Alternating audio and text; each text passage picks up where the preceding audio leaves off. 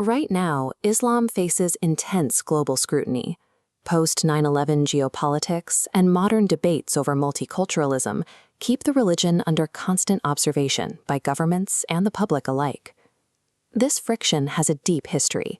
For 1,400 years, a diverse range of voices, from medieval Christian theologians to modern secular humanists, have engaged in a continuous debate over the faith's origins and its role in society.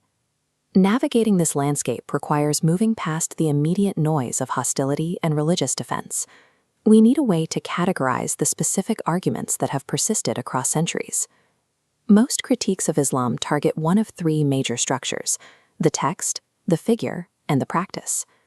Analyzing these specific pillars clarifies the tensions that make the world's second-largest religion a subject of constant, rigorous debate. The first pillar centers on the foundation, the origins of the Quran and the Hadith, the recorded sayings and deeds of the Prophet Muhammad. Secular historians highlight the Quran's significant narrative overlap with older Christian and Jewish texts. To these critics, the use of pre-existing sources suggests human authorship. Revisionist scholars raise similar questions about the Hadith.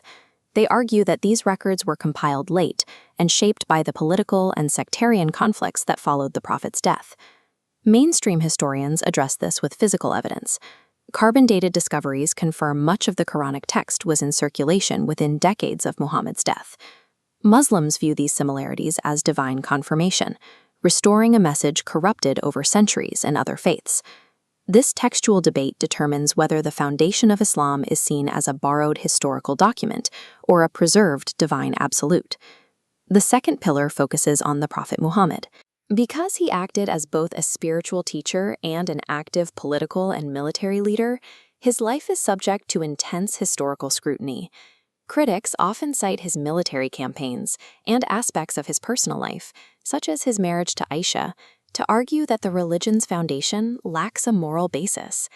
Academic historians counter this by applying historical relativism.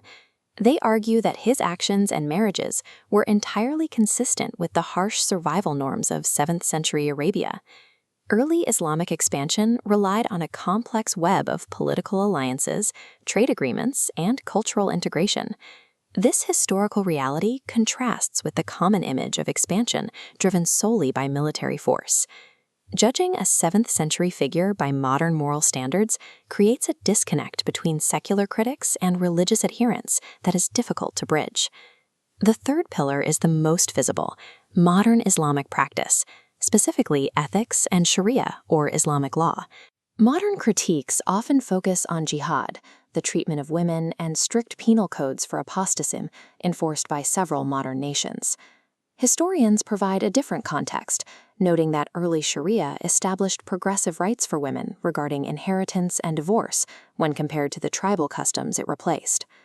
Mainstream scholars also define controversial verses on warfare strictly as a doctrine of self-defense, bound by specific ethical rules. Violent, radical enforcement of these laws is a fringe interpretation. The vast majority of the global Muslim population rejects these extremist applications. The friction surrounding Islamic practice follows the distribution of geopolitical power. Those who hold that power decide which interpretations are actually enforced today. Examining these three pillars reveals a pattern. The criticism of Islam consistently reflects the specific anxieties of the era making the critique. Medieval Christians focused on theological competition. In the 19th century, Europeans used Orientalism to portray Islam as backward, providing a moral justification for colonial rule. Modern Western criticism centers on current concerns: secular human rights, terrorism, and the challenges of multicultural assimilation. With 2 billion people looking to the Quran and Hadith for daily guidance, the terms of this debate impact international policy and cultural relations in real time. The way these three pillars are interpreted, by scholars, governments, and critics, shapes how different cultures interact in an increasingly globalized world.